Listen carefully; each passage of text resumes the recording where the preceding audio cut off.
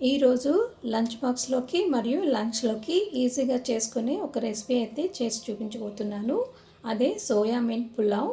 నమస్తే అందరికీ, welcome back to బందర్స్ kitchen. ఇప్పుడైతే ఇది ఎలా చేయాలో చూద్దాం. ఈ రెసిపీ కోసం ఒక గ్లాస్ వరకు బాస్మతి రైస్ తీసుకొని దాన్ని బాగా క్లీన్ చేసి కొంత వాటర్ పోసి నానబెట్టుకొని దీన్ని పక్కన పెట్టుకుందాం. తరువాత ఒక గిన్నె తీసుకొని కప్పున్నర వరకు మిల్ మేకర్ అందులో వేసి మరిగించిన నీళ్ళని అందులో వేసి ఒక 10 నిమిషాల పాటు మనం దీనిని కూడా పక్కన పెట్టుకుందాం. తరువాత మిక్సీ జార్ తీసుకొని కడిగిన పుదీనాని, మీరు తిన్న కారం బట్టి పచ్చిమిరపకాయలని, ఒక హాఫ్ స్పూన్ వరకు జీలకర్ర, కొద్దిగా అల్లాన్ని కూడా యాడ్ చేసుకోవాలి. ఇక్కడ నేను వెల్లుల్లిపాయను అయితే వేయట్లేదు. మీరు వేసుకోవాలనుకుంటే ఒక గ్లాస్కి 5 నుంచి 6 వెల్లుల్లి రెబ్బలు వేసుకోండి. తర్వాత కొద్దిగా జీడిపప్పును కూడా వేసి దీనిని మెత్తగా గ్రైండ్ చేసి దీనిని కూడా పక్కన పెట్టుకోవాలి. ఇప్పుడు ఈ పులావ్ చేయడానికి ఈ మసాలాలను అయితే నేను తీసుకుంటున్నాను. మీకు రెఫరెన్స్ కావాలంటే దీన్ని మీరు స్క్రీన్ షాట్ కూడా తీసుకోవచ్చు. తరువాత కొన్ని కట్ చేసిన క్యారెట్ ముక్కలు, కొద్దిగా గ్రీన్ పీస్, కొద్దిగా స్వీట్ కార్న్ కూడా తీసుకోవాలి. తర్వాత స్టవ్ వెలిగించి కుక్కర్ పెట్టుకొని 1 స్పూన్ నెయ్యి వేసుకోవాలి. 3 స్పూన్ల వరకు ఆయిల్ కూడా వేసుకోవాలి. ఆయిల్ వేడెక్కిన తర్వాత మనం ముందుగా ఉంచిన గరం మసాలాను వేసి ఫ్రై చేసుకోవాలి. ఈ మసాలా వేగిన తర్వాత మీరు తిన్న కారం బట్టి పచ్చిమిరపకాయల్ని, ఒక మీడియం సైజు ఉల్లిపాయని పొడవుగా కట్ చేసి కూడా వేసి ఫ్రై చేసుకోండి. నేనైతే ఇక్కడ వేయడం లేదు. ఉల్లిపాయ, పచ్చిమిరపకాయ, మసాలా ఇవన్నీ వేగిన తర్వాత కొద్దిగా జీడిపప్పును కూడా వేసి ఫ్రై చేసుకోండి. తర్వాత మనం ముందుగా కట్ చేసి పెట్టుకున్న carrot, green peas, sweet corn, కొద్దిగా కరివేపాకు ఇవన్నీ వేసి కూడా మనం ఫ్రై చేసుకోవాలి.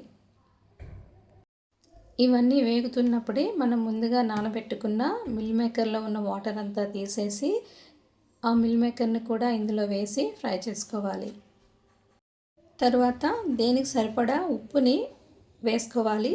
తర్వాత హాఫ్ స్పూన్ వరకు ధనియా పౌడర్ వేసుకోవాలి. తర్వాత నేను ఇంకాస్త సినామిన్ పౌడర్ని వేసుకుంటున్నాను. ఇది మీ దగ్గర ఉంటే వేసుకోండి, లేకపోతే లేదు. ఎందుకంటే మనం ముందు ఆల్రెడీ వేసాం కాబట్టి వేయకపోయినా పర్వాలేదు. ఇవన్నీ వేగిపోయిన తర్వాత మనం ముందుగా గ్రైండ్ చేసి పెట్టుకున్న మింట్ వాటర్ని కూడా వేసుకోవాలి. మింట్ వాటర్ వేసిన ఒక 30 సెకండ్స్కి రైస్ని యాడ్ చేసుకోవాలి. ఇక్కడ నేను బాస్మతి రైస్ని ఒక గ్లాస్ వరకు తీసుకున్నాను. ఒక అరగంట ముందు దీనిని నానబెట్టుకోవాలి కడిగి. ఇప్పుడు నేను ఈ రైస్ని ఇందులో వేసుకుంటున్నాను. ఈ బాస్మతి రైస్ ప్లేస్లో నార్మల్ రైస్ని కూడా తీసుకోవచ్చు. ఈ రైస్ వేసిన తర్వాత రైస్ విరగకుండా జాగ్రత్తగా ఒక 30 సెకండ్ల పాటు కలుపుకోవాలి. 30 సెకండ్ల తర్వాత ఇక్కడ మనం వాటర్ని యాడ్ చేసుకోవాలి. ఒక గ్లాస్ బాస్మతి రైస్కి నేను ఇక్కడ గ్లాసున్నర వరకు నీటిని యాడ్ చేసుకుంటున్నాను. ఈ నీటిని యాడ్ చేసిన తర్వాత ఒకసారి జాగ్రత్తగా కలుపుకోవాలి. కలిపిన తర్వాత ఉప్పు సరిపోయిందా లేదా అని కూడా చెక్ చేసుకోవాలి. ఒకవేళ ఉప్పు చాలకపోతే ఇప్పుడే వేసుకోవాలి. ఇంకా ఎలాంటి మసాలా పౌడర్ కూడా వేయనవసరం లేదు. ఫైనల్గా కడిగిన కొత్తిమీరని కొద్దిగా వేసి ఇంకొకసారి కలుపుకొని కుక్కర్ మూత పెట్టి 3 విజిల్స్ వచ్చేంత వరకు మనం కుక్ చేసుకోవాలి. 3 విజిల్స్ తర్వాత మూత తీసి చూస్తే రెసిపీ అయితే అయిపోయింది.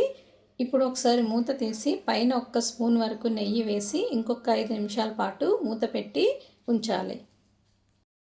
5 నిమిషాల తర్వాత మూత తీసి ఒక సర్వింగ్ ప్లేట్లో సర్వ్ చేసుకొని పుదీనాతో గార్నిష్ చేసుకుంటే soya mint pulao is ready.